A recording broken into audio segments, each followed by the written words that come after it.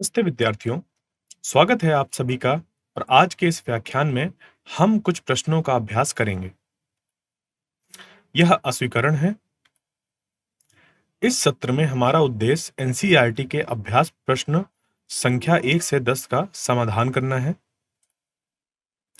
तो आइए पहले प्रश्न को देखें। सबसे पहले तो आप प्रश्न को पढ़िए। प्रश्न क्या कह रहा है? एक एथलीट 200 मीटर व्यास वाले एक वृत्ताकार पथ पर एक चक्कर 40 सेकंड में पूरा करता है। 2 मिनट 20 सेकंड के अंत में तय की गई दूरी और विस्थापन क्या होगा? यानी कि आपको यहां पर दो चीजों को ढूंढना है। पहला तो है दूरी और दूसरा है विस्थापन।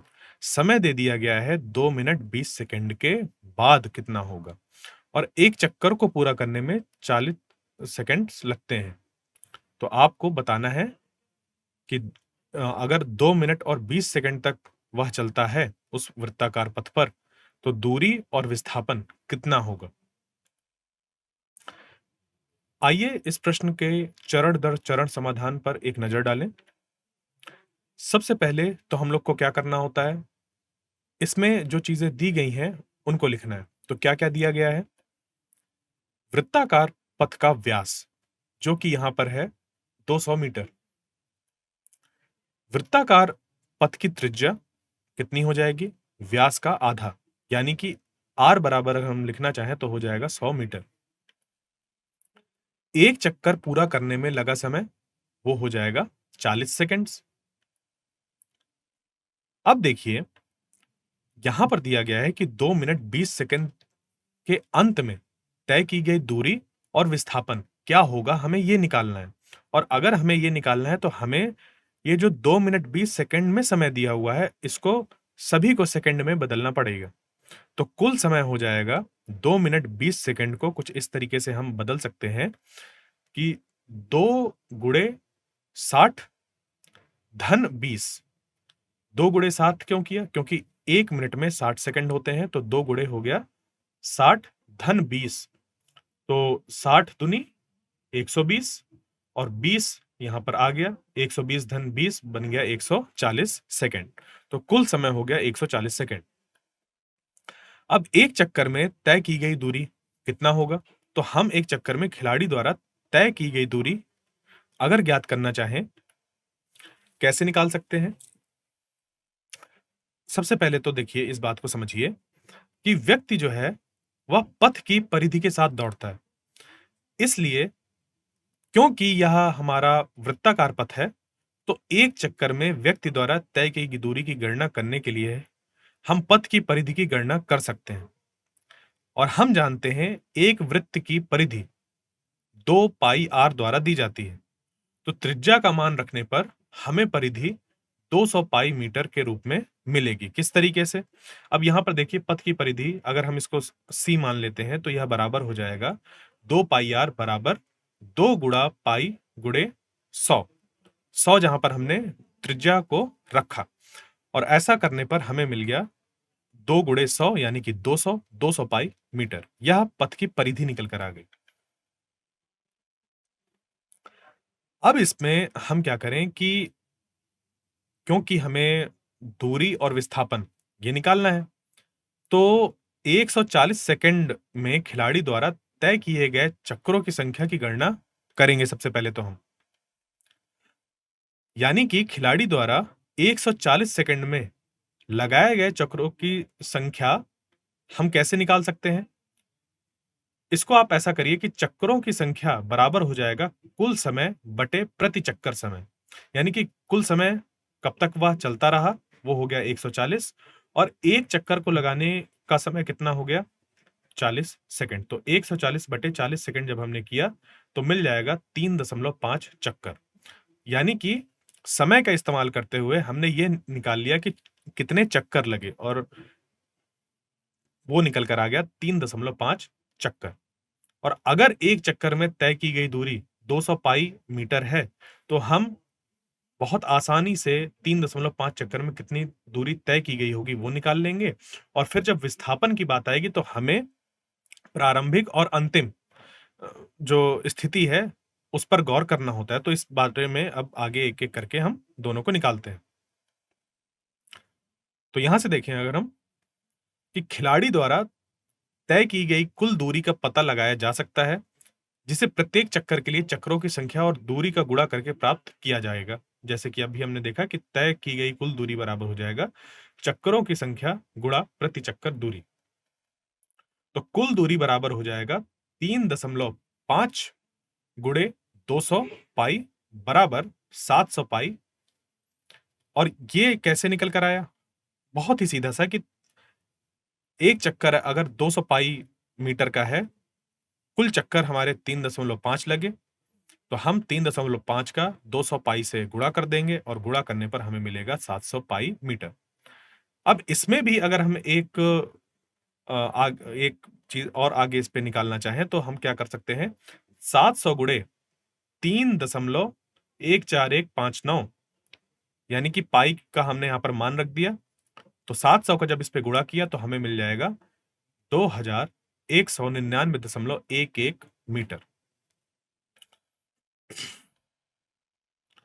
तो यह तो हमने निकाल ली है तय की गई कुल दूरी। परंतु हमें यहां पर अगर थोड़ा-सा ध्यान अगर हम इस बारे में दें तो करना क्या है कि 140 सेकंड में विस्थापन भी निकालना है। और विस्थापन हमेशा प्रारंभिक और अंतिम स्थिति पर हम इसको इस्तेमाल करके निकालते हैं। तो क्या करेंगे इस पे? देखिए ज़रा कि 3 चक्कर पूरे करने के बाद जो एथलीट है, वह उसी प्रारंभिक बिंदु पर वापस आ जाता है, इसलिए विस्थापन 0 हो जाएगा। कैसे? 3 पूरे चक्कर यानी कि पूरा चक्कर हम तब बोलेंगे ना जहां से चले वहीं पर आ गए। तो 3.5 का मतलब है कि 3 पूर्ण चक्कर है। तो 3 पूर्ण चक्करों के बाद एथलीट प्रारंभिक बिंदु पर वापस आ जाता है, इसलिए विस्थापन 0 हो जाएगा। और एक बार शून्य हुआ तो क्या अब हमें करना है कि वह जो 0.5 वाला चक्कर है उसकी बात कर लेते हैं। 0.5 वाले चक्कर का मतलब हो जाएगा कि उसने उस व्यास वो मतलब अब व्यास के बारे में आगे बात करेंगे। मान लीजिए कि वृत्ताकार जो हमारे पास अ, एक चक्कर है, उसमें आधा चक्कर ही हुआ है। यानी कि व्यास के एक किनारे से वह दूसरे किनारे पर पहुंच चुका है, परंतु किस तरीके से? वृत्ताकार पथ पर होते हुए।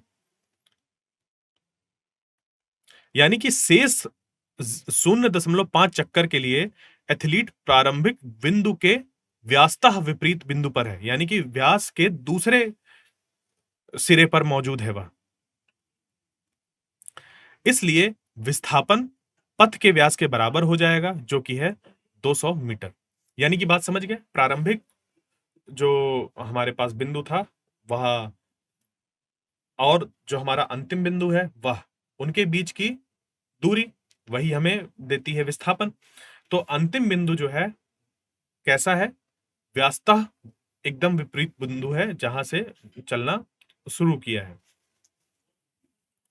तो इसलिए विस्थापन पथ के व्यास के बराबर हो जाएगा, जो 200 मीटर है। अब चलिए प्रश्न 2 पर चलते हैं और यहां पर क्या दिया गया है उसको देखिए। जोसेफ एक सीधी 300 मीटर सड़क के एक सिरे ए से दूसरे सिरे बी तक 2 मिनट 30 सेकंड में मंद धावन करता है। मंद धावन क्या होता है? मंद धावन। इसको ऐसे पढ़िए, मंद धावन।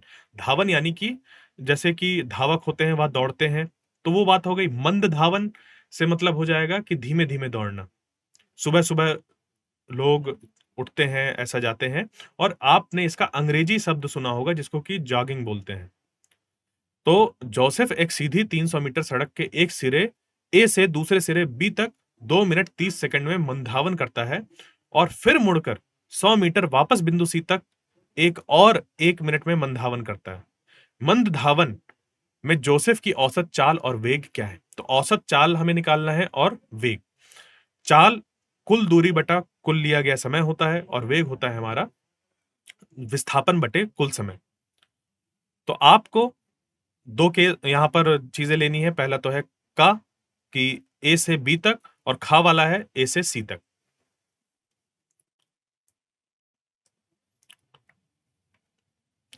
कैसे इसको करेंगे? आइए चलिए इसको एक-एक करके चरण दर चरण हम इसका हल देखें।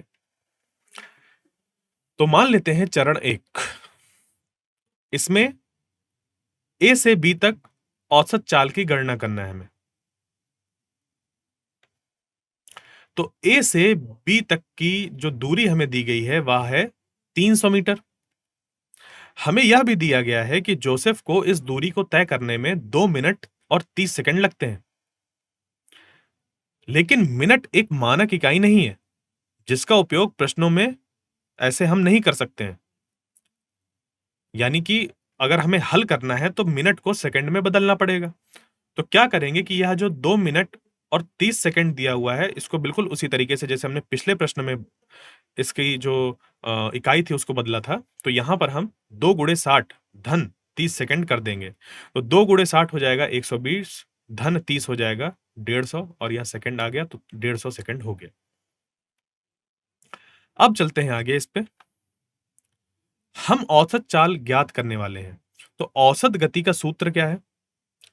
औसत चाल बराबर कुल दूरी बटा कुल समय।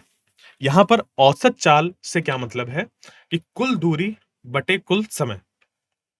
तो आप क्या कर सकते हैं यहां पर कि यह जो हमारे पास सूत्र है, इस सूत्र में जो इनके मान हैं, उनको आप प्रतिस्थापित करें। ध्यान दीजिए औसत चाल बराबर होता है कुल दूरी बटा कुल समय। तो कुल दूरी कितनी हो जाएगी? कुल दूरी देखिए ए से बी तक की कुल दूरी 300 मीटर दी हुई है। तो 300 मीटर अगर दी हुई है तो हम यहां पर कुल दूरी रख देंगे 300 मीटर और समय कितना लगा? 150 सेकंड। तो 300 बटे 150 सेकंड बराबर हो जाएगा 2 मीटर प्रति सेकंड। तो मंद धावन की यह औसत चाल निकल कर आ गई। अब हम चलते हैं आगे चरण 2 पर, जहां 1 से बी तक औसत वेग की गणना करना है। और हम जानते हैं कि वेग की गणना विस्थापन का उपयोग करके की जाती है। इसलिए सबसे पहले हम विस्थापन ज्ञात करेंगे। यहां अगर थोड़ा ध्यान दें तो जोसेफ एक सीधी रेखा में मंद धावन कर रहा है, इसलिए विस्थापन दूरी के बराबर हो जाएगा जो कि 300 मीटर है। तो विस्थापन यहां पर 300 मीटर ही हो गया। किस वजह से? क्योंकि यहां पर एक चीज है कि अभी जो जोसेफ है वह एक सीधी रेखा में मंद धावन कर रहा है और उसने अपनी दिशा नहीं बदली है। इस वजह से विस्थापन दूरी के बराबर हो गया यहां पर। तो औसत वेग की गणना अगर हम करना चाहें तो यह हो जाएगा औसत वेग बराबर कुल विस्थापन बटा कुल समय। तो जब हम इस पे मान को जो भी इस पे मान है जैसे कुल विस्थापन का या कुल समय का, तो इस पे प्रतिस्थापित करने पर हमें मिलेगा औसत वेग बराबर 300 बटा 150 सेकंड यानी कि 2 मीटर प्रति सेकंड। और यहां पर हमने ये देखा कि ए से बी तक जाने में औसत चाल और औसत वेग दोनों ही बराबर हैं। क्यों? क्योंकि वह दोनों एक ही दिशा में चल रहे थे और एक सीधी रेखा में। अब हम आगे चलते हैं और अब जो हमें ए से सी तक जाना है, उसमें जोसेफ की औसत चाल और वेग क्या होगा, ये हमें निकालना है। तो चरण 3 हम ले लेते हैं कि ए से सी तक औसत चाल की गणना करेंगे। यानी कि ए से सी तक की कुल दूरी जो है, वो 2 हिस्सों में निकल कर आएगी कि ए से बी धन बी से सी तक वापस। तो बिंदु ए से सी तक जोसेफ 300 मीटर की दूरी के साथ-साथ 100 मीटर की दूरी भी तय करता है। यानी कि ए से सी तक कैसे गया है? ए से बी फिर बी से ए। सॉरी यानी माफ कीजिएगा। यानी कि ए से सी तक वह कैसे गया है? ए से बी फिर उसके बाद बी से सी। तो ए से बी तक है 300 मीटर और बी से सी तक है 100 मीटर। तो दोनों का जब हम जोड़ करेंगे तो 300 मीटर धन 100 मीटर बराबर हो जाएगा 400 मीटर। यानी कि ए से सी तक कुल समय अब हम निकालना चाहेंगे तो ए से बी तक लिया गया समय 150 सेकंड है और बी से सी तक लिया गया समय 1 मिनट का है, यानी कि 60 सेकंड। और इस तरीके से हम यहां पर जो हमने यहां पर कुल समय निकाला वो कितना हो जाएगा? 150 सेकंड धन 60 सेकंड यानी कि 210 सेकंड। अब औसत चाल की गणना कर लेते हैं। औसत चाल बराबर हो जाएगा 400 मीटर बटे 210 सेकंड, जो कि लगभग हमारा 1.9 मीटर प्रति सेकंड निकल कर आ जाएगा। अब आगे चलते हैं। चरण 4, इसमें हमने ए से सी तक औसत वेग की गणना अगर करना चाहें तो कैसे करेंगे? ए से सी तक विस्थापन। अब क्योंकि हम जब भी विस्थापन की बात करते हैं तो प्रारंभिक बिंदु और अंतिम बिंदु के बीच की स्थिति को ही हम देखते हैं, या उसके बीच की जो कम से कम दूरी होती है उसके बारे में ही बात करते हैं। क्योंकि विस्थापन किसी वस्तु की स्थिति में परिवर्तन होता है, जो उसकी प्रारंभिक स्थिति जैसे कि यहाँ पर बिंदु ए से अंतिम बिंदु सी तक के बीच लघुत्तम सीधी रेखा के मार्ग को निरूपित करता है, और इसी के अनुसार हम यह निकाल लेंगे कि 300 मीटर ऋण 100 मीटर, और इससे हमारा निकल कर आ जाएगा विस्थापन। यानी कि मान लेते हैं कि कोई यहां से चलकर यहां तक गया 300 मीटर और वापस फिर 100 मीटर आ गया, तो बचा कितना? यहां से लेकर यहां तक, यानी कि यहां से लेकर यहां तक ही तो बचा। तो 300 में से 100 माइनस हम यहां घटा देंगे तो हमें मिल जाएगा 200 मीटर। विस्थापन 200 मीटर निकल कर आ जाएगा। तो अब औसत वेग केवल कुल विस्थापन और कुल समय के मान को औसत वेग के सूत्र में प्रतिस्थापित करके निकाला जा सकता है। तो औसत वेग बराबर हो जाएगा 200 मीटर बटे 210 सेकंड, जो कि लगभग 0.95 मीटर प्रति सेकंड आएगा। और इस तरीके से हमने औसत चाल और औसत वेग ए से बी तक जाने में और ए से सी तक जाने में निकाल लिया। अब चलते हैं आगे। तो अब क्या करें? जैसे कि ए से बी तक औसत चाल 2 मीटर प्रति सेकंड निकल कर आ गई। ए से बी तक औसत वेग 2 मीटर प्रति सेकंड निकल कर आ गया। ए से सी तक औसत चाल 1.9 मीटर प्रति सेकंड आ गया, और ए से सी तक औसत वेग 0.95 मीटर प्रति सेकंड आ गया। और यहां से आप इस चीज को देख सकते हैं कि किस तरीके से जो औसत चाल और औसत वेग है उनके मान बदलते हैं।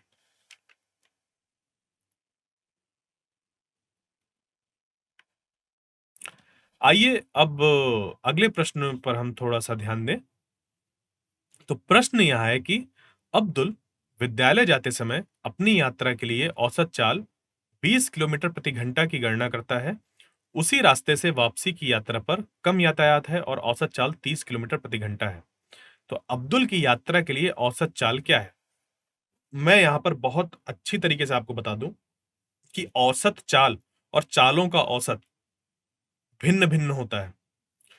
औसत चाल और चालों का औसत भिन्न भिन्न होता है। अगर आपसे कह दिया जाए कि ये 1, 2, 3, 4 ऐसे करके कुछ हमें संख्याएं दी हुई हैं और इनका आप औसत निकाल लीजिए, तो आप क्या करेंगे? 1 धन 2 धन 3 धन 4 धन 5 इस तरीके से करेंगे और फिर विभाजित कर देंगे। मान लीजिए 5 संख्याएं हैं, तो 5 से आप विभाजित कर देंगे, तो और आपका जो औसत संख्या है वो निकल कर आ जाएगी।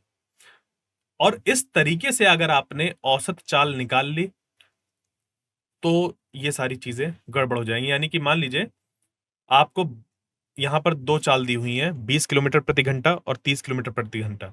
अगर आप 20 किलोमीटर प्रति घंटा धन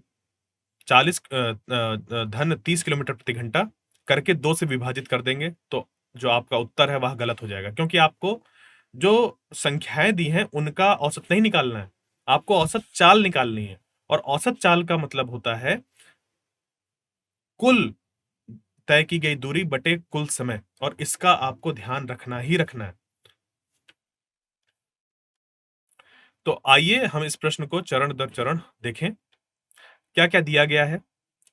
मान लेते हैं विद्यालय तक और वापस, यानी कि विद्यालय और घर के बीच में जो दूरी है उसको अगर परिभाषित करने के लिए हम डी का इस्तेमाल करें, तो डी वह दूरी है जो अब्दुल घर से विद्यालय जाते समय और वापस आते समय तय करता है।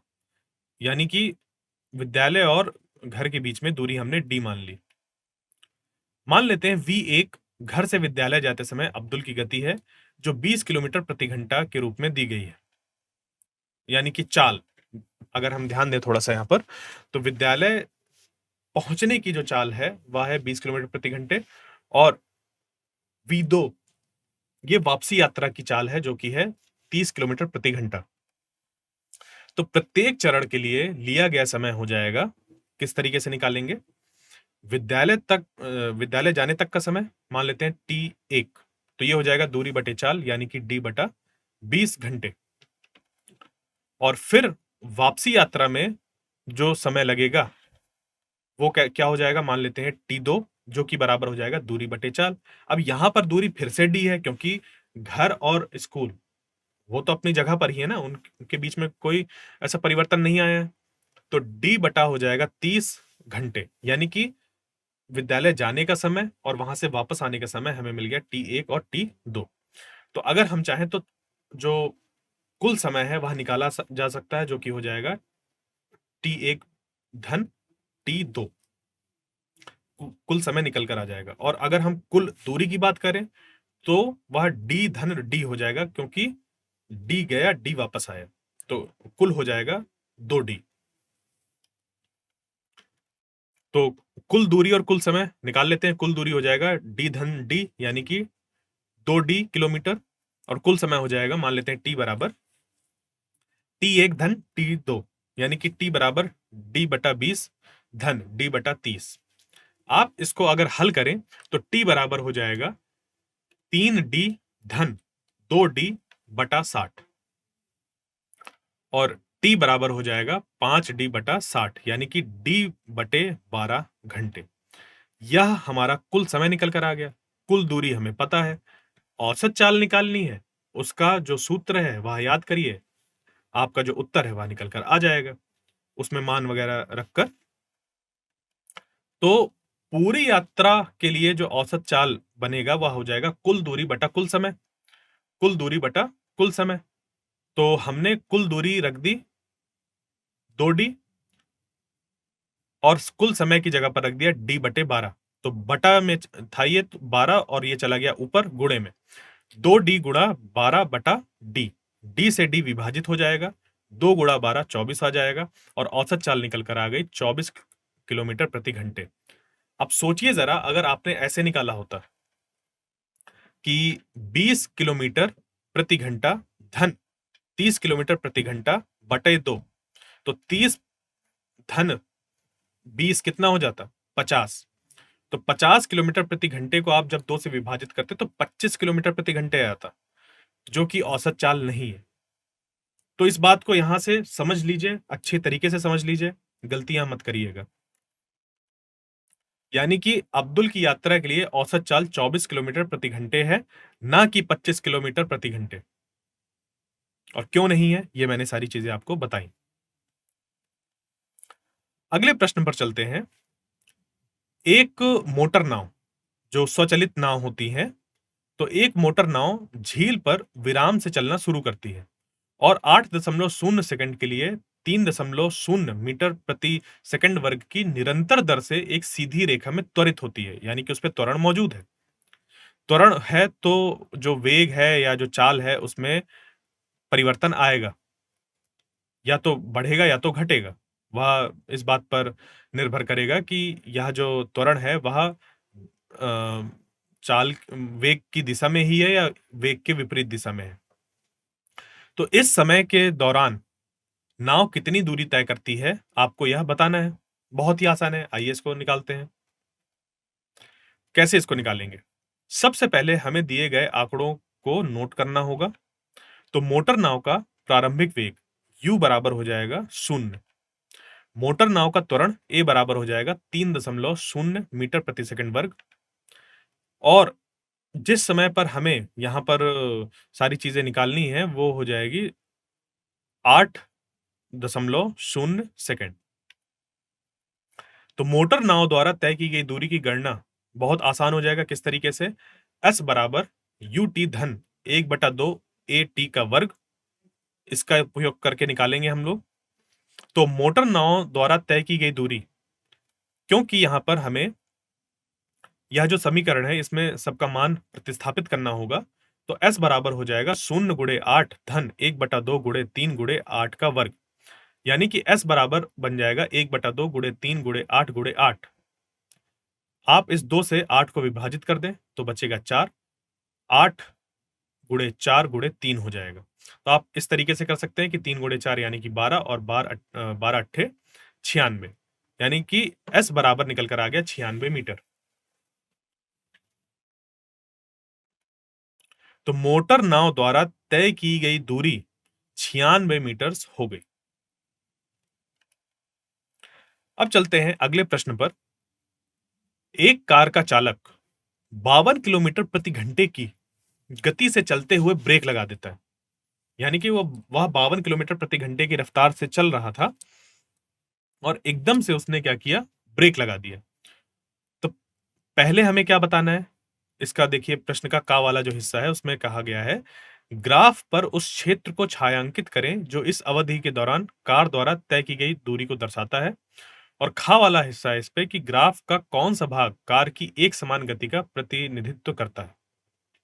तो इस प्रश्न में हमें बताया गया है कि एक चालक जो 52 किलोमीटर प्रति घंटे की चाल से गाड़ी चला रहा है, वह ब्रेक लगाता है। अब हमारे पास 2 काम रह गए हैं। पहला तो यह कि हमें ग्राफ पर वह क्षेत्र छायांकित करना है, जो गाड़ी द्वारा उस समयावधि के दौरान तय की गई दूरी को दर्शाता है और फिर हमें बताना है कि ग्राफ का कौन-सा भाग गाड़ी की एक समान गति को दर्शाता है। तो आइए चलिए हम एक जो ग्राफ है, उसको बनाकर देखें कैसा बनेगा, क्या होगा। तो आइए इसको चरण दर चरण हल करें। इस गणना में कार की चाल की इकाई को बदला गया है, इसलिए कार की चाल 52 किलोमीटर प्रति घंटे को बदलने के लिए उसे हम 5/18 से गुणा करेंगे।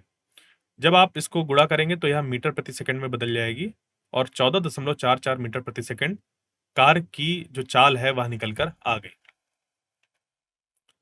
यानी कि हम अब यहाँ पर क्या करें? सबसे पहले यह माना गया है कि कार अपनी यात्रा के शुरुआती 2 सेकंड तक 14.44 मीटर प्रति सेकंड की एक समान चाल से चल रही है।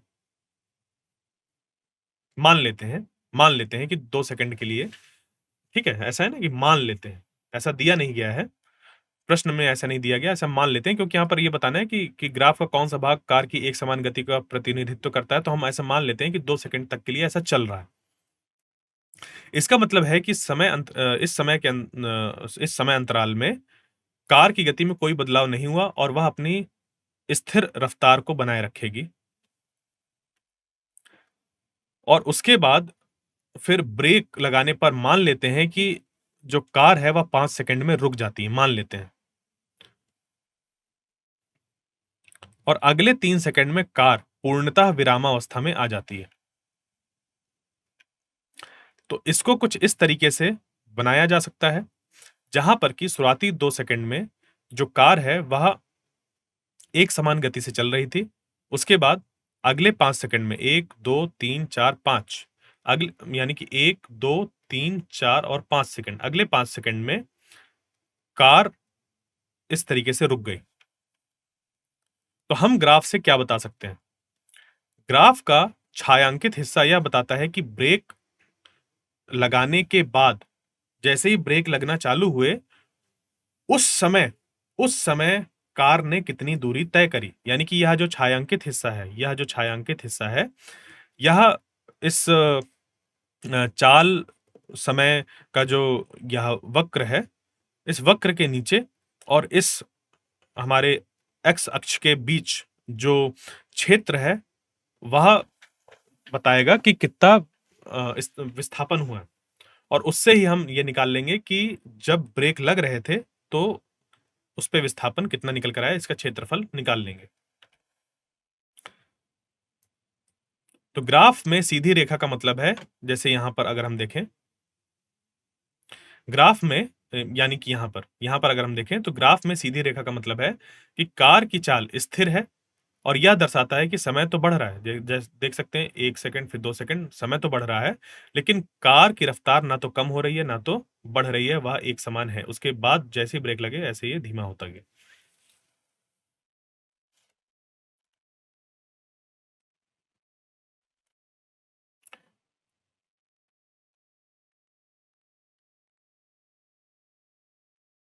अब चलते हैं अगले प्रश्न पर। इस प्रश्न में देखिए ध्यान से कि एक आकृति आपको दी हुई है, एक चित्र दिया हुआ है जिसपे कि 7.1 वाला हमारा यह चित्र है। इसमें 3 चीजें दी हुई हैं, ए, बी और सी। तो 3 वस्तुएं हैं हमारे पास, ए, बी और सी। इनके दूरी समय ग्राफ को यहाँ पर चित्र में दर्शाया गया है। हमें इस ग्राफ का बहुत बारीकी से अध्ययन करना है और कुछ प्रश्नों का उत्तर देना है। जैसे कि पहला प्रश्न है, या का वाला जो प्रश्न है कि ए, बी, सी में से तीनों में से कौन सबसे तेज गति से चल रहा है? फिर खा वाला है कि क्या तीनों कभी सड़क पर एक ही बिंदु पर ही हैं? और गा वाला है कि सी ने कितनी दूरी तय की जब बी ए को पार करता है?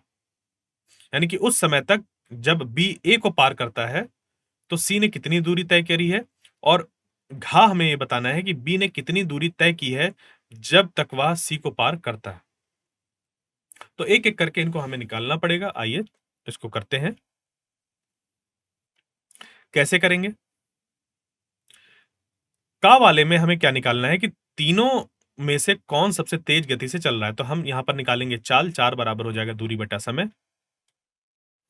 तो ग्राफ की ढलान बराबर हो जाएगा चाल, और यही हम निकाल सकते हैं यहां से y अक्ष बटा x अक्ष में उसका मान कितना है, और यही दूरी बटा समय बन रहा है। अतः चाल बराबर हो जाएगा ग्राफ की ढलान। तो चूंकि अगर आप यहां पर देखें, वस्तु B जो है, वस्तु B की ढलान वस्तु A और C से अधिक है, इसलिए यह सबसे तेज गति से चल रही है। तो हम यहां से कह सकते हैं क्योंकि इसकी जो ढलान है वह सबसे अधिक है। और कैसे निकालेंगे? इस ग्राफ का इस्तेमाल करते हुए इधर 12 बटे एक 1.4 कुछ ऐसा ले लेंगे यहाँ पर 1.4।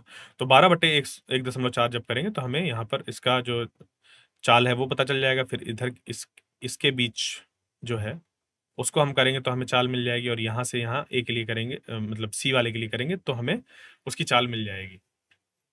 तो क्योंकि जो ढलान है वह बी की सबसे अधिक है, इस वजह से उसकी जो गति है, चाल है, वह भी सबसे ज्यादा होगी। अब चलते हैं आगे। सभी तीनों वस्तुएं ए, बी और सी कभी एक बिंदु पर नहीं मिलती। अगर आप ध्यान दें तो ए, बी और सी तीनों एक बिंदु पर नहीं मिल रही, यानी कि एक के बाद एक के बाद एक, ये सभी एक दूसरे को पार कर रही हैं। इसलिए हम कह सकते हैं कि वस्तुएं ए, बी और सी सड़क पर कभी भी एक बिंदु पर नहीं मिलती हैं। फिर अगला वाला गा वाला। अब हम भाग गा के बारे में बात करते हैं। चूंकि y अक्ष पर 0 है और 4 के बीच ग्राफ के 7 इकाई क्षेत्र हैं, यानी कि y अक्ष के 0 और 4 के बीच ग्राफ के 7 इकाई क्षेत्र हैं, और एक ग्राफ इकाई 4/7 किलोमीटर के बराबर होगी। और इस तरीके से चूंकि C का प्रारंभिक बिंदु मूल बिंदु से 4 ग्राफ इकाई दूर है, और मूल बिंदु से इसकी प्रारंभिक दूरी 4 गुणे 4/7 किलोमीटर, यानी कि यह 16 किलोमीटर। ध्यान दीजिए यहां पर ये लिखा जाएगा 16/7 किलोमीटर, ठीक है। तो चूंकि वस्तु C का प्रारंभिक बिंदु मूल बिंदु से 4 ग्राफ इकाई दूर है, मूल बिंदु से इसकी प्रारंभिक दूरी है 4 गुणे 4/7, तो यह बन जाएगा 16/7 किलोमीटर। ध्यान दीजिएगा यहाँ पर बटा लगना रह गया है, तो यहाँ पर बटा आएगा 16/7 किलोमीटर। जब बी ए को पार करता है तो मूल बिंदु और सी के बीच की दूरी 8 किलोमीटर है। अतः इस समय में सी द्वारा तय की गई कुल दूरी बराबर हो जाएगा 8 ऋण 16/7 किलोमीटर। देखिए आ गया ना इस तरीके से 16/7 किलोमीटर, तो यहां पर भी 16/7 ही है, 16/7 किलोमीटर, और यह हो जाएगा 5.71 किलोमीटर। 16/7 करिएगा, तो जब आप इसको 16/7 करेंगे, यह निकल कर आ जाएगा कुछ हमारा 2.28 के आसपास। तो 8 ऋण 2.28, यानी कि ये बन जाएगा 5.71 किलोमीटर।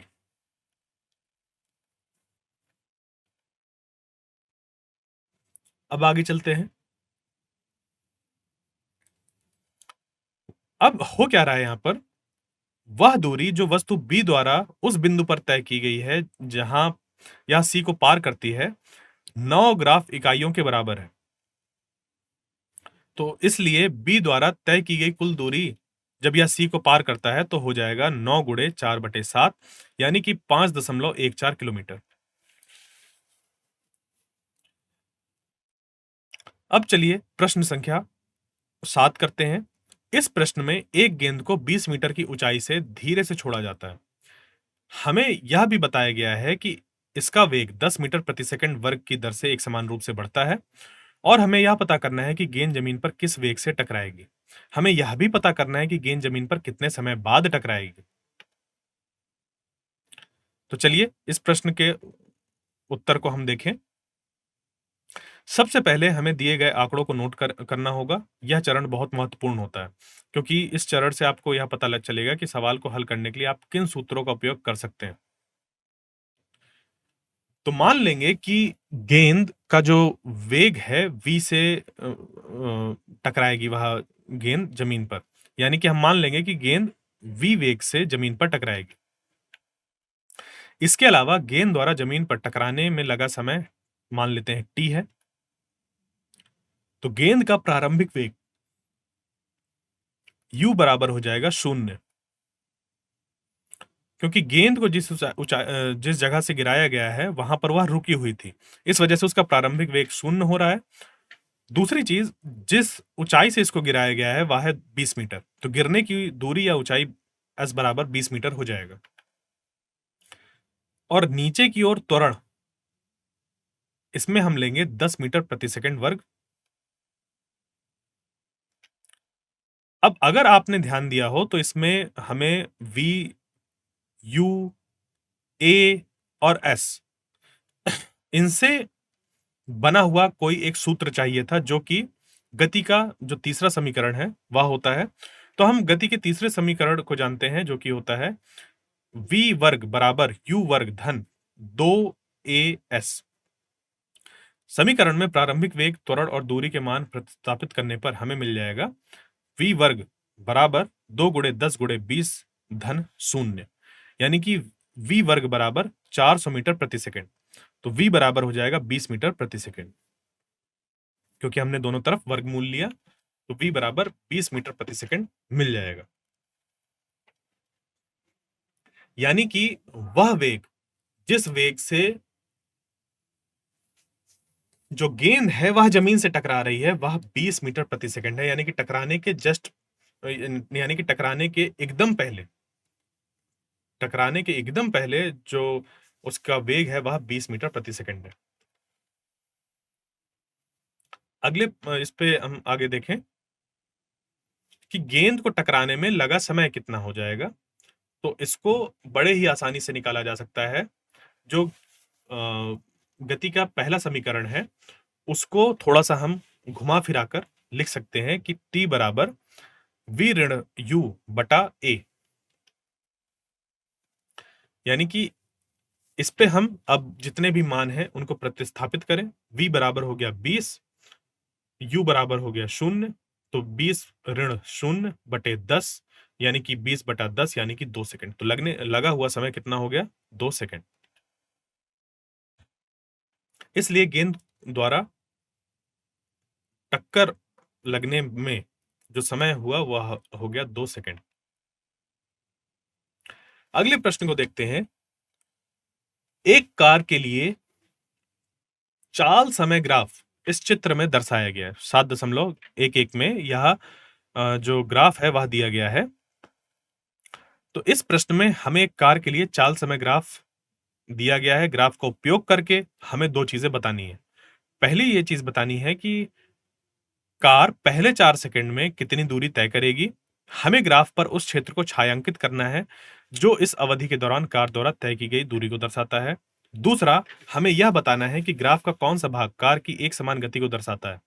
एक समान गति तब होती है जब कोई वस्तु नियत चाल से सीधी रेखा में गति करती है, समान समय अंतरालों में समान दूरी तय करती है और दिशा में कोई परिवर्तन नहीं होता है, जिसका अर्थ है शून्य त्वरण। तो आइए इसका हल देखें हम। ग्राफ के छायांकित भाग को देखें।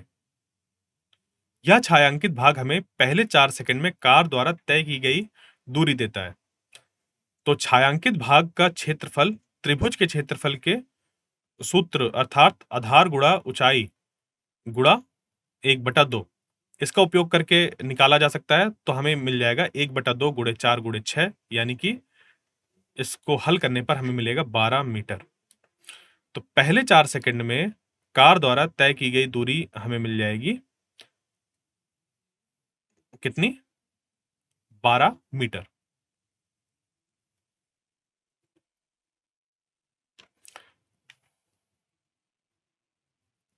कुछ इस तरीके से छायांकन है। ठीक है, यहां पर ध्यान दीजिए, यहां पर छायांकित यहां पर लगी हुई है। पिछले वाले पर भी छायांकित होनी चाहिए थी, बट समझ जाइए इस जगह पर छायांकित है ये वाला हिस्सा।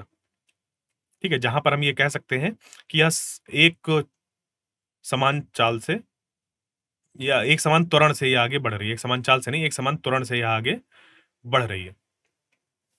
तो अब 6 सेकंड से लेकर 10 सेकंड के बीच के ग्राफ के हिस्से को देखें, यानी कि यहां से लेकर यहां तक के लिए देखें।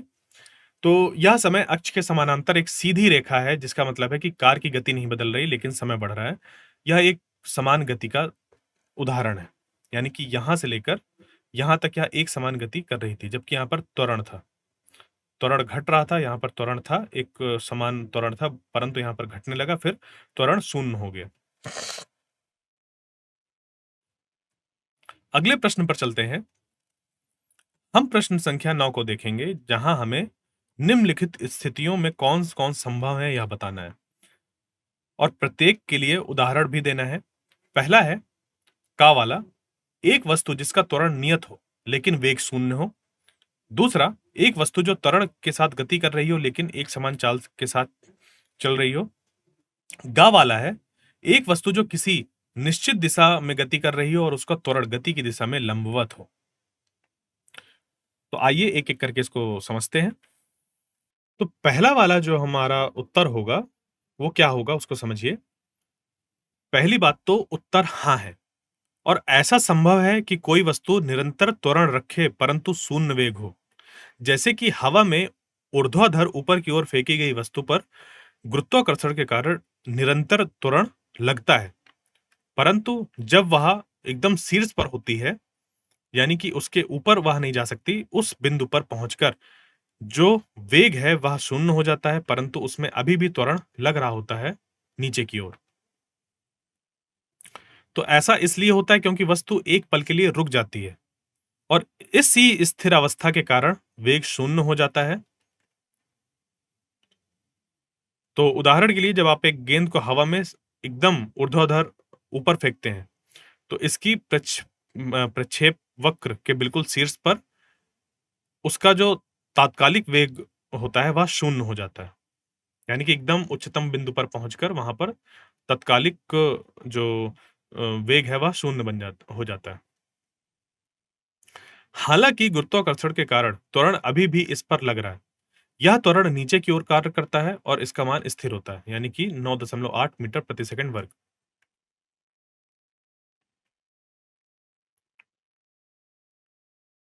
तो अब हम इस प्रश्न के अगले भाग को देखते हैं, जो कि खा वाला भाग है।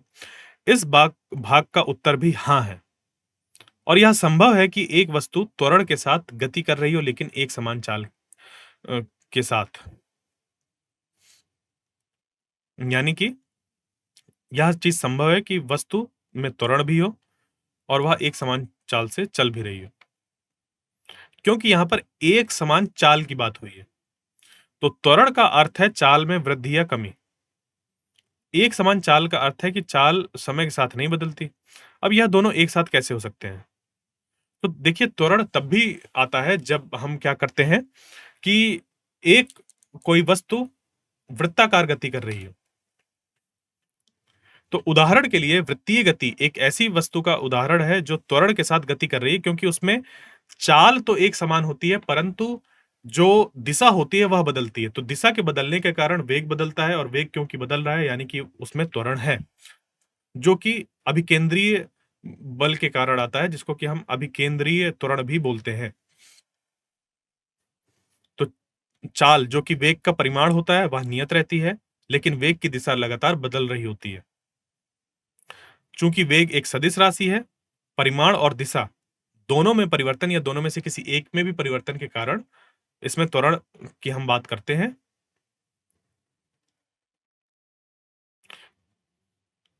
तो आइए अब इसका जो अंतिम भाग है उसमें अगर हम कहें तो हाँ, यह संभव है कि एक वस्तु किसी निश्चित दिशा में गति कर रही हो और उसका त्वरण लंबवत दिशा में हो।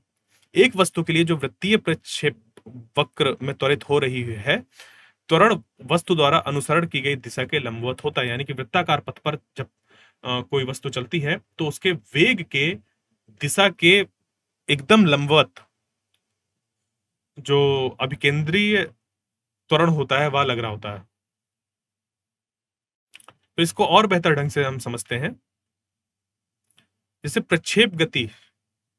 तो प्रक्षेप गति शिखर पर जब एक प्रक्षेप, यानी कि जिसको कि ऐसा मान सकते हैं कि मान लीजिए कि आपने एक पत्थर उठाया और उसको फेंक दिया। आपके सामने एक बहुत बड़ा मैदान है, आपने पत्थर उठाया और उसको फेंक दिया। तो वह जिस तरीके की गति करता है उसको प्रक्षेप गति बोलते हैं, और वह जो आपने फेंका वह प्रक्षेप कहलाता है। और इस पे जब हम उच्चतम बिंदु पर देखते हैं, यानी कि जिस बिंदु के बाद वह नीचे आने लगता है, तो वहां पर क्षैतिज वेग गैर शून्य होता है, लेकिन उसका ऊर्ध्वाधर वेग क्षण भर के लिए शून्य हो जाता है। और उसी बिंदु पर गुरुत्वाकर्षण के कारण जो त्वरण है वह पूरी तरह से नीचे की ओर कार्य करता है, जबकि वेग वहां पर क्षैतिज वेग के कारण वेग और त्वरण के बीच में एक लंबवत रिश्ता बन जाता है।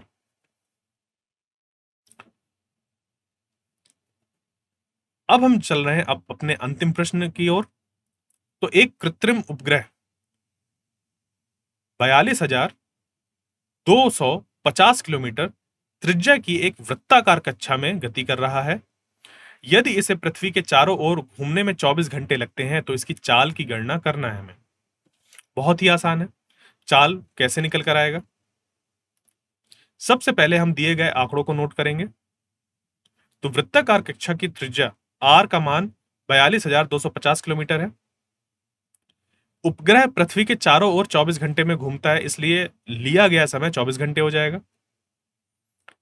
वृत्ताकार गतिमान वस्तु की चाल v बराबर हो जाएगा 2 गुणे पाई गुणे आर बटे टी।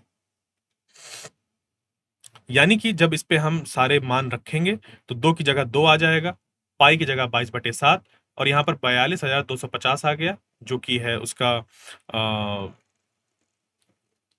मान, उसकी जो त्रिज्या है उसका मान, और किलोमीटर में दी हुई है तो हमने इसको मीटर में बदलने के लिए 1000 का गुणा कर लिया। फिर बटे में आ जाएगा समय।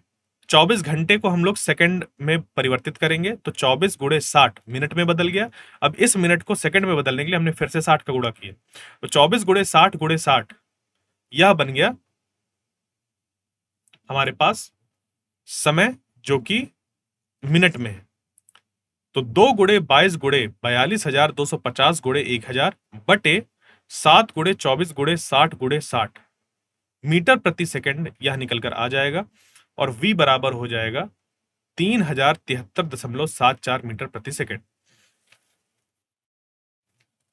इसलिए एक वृत्ताकार गति करती हुई वस्तु की चाल 3073.74 मीटर प्रति सेकंड है। मैं आशा करता हूं जो चीजें मैंने आपको बताई हैं समझ पर आई होंगी। मिलते हैं एक नए व्याख्यान में, तब तक के लिए धन्यवाद।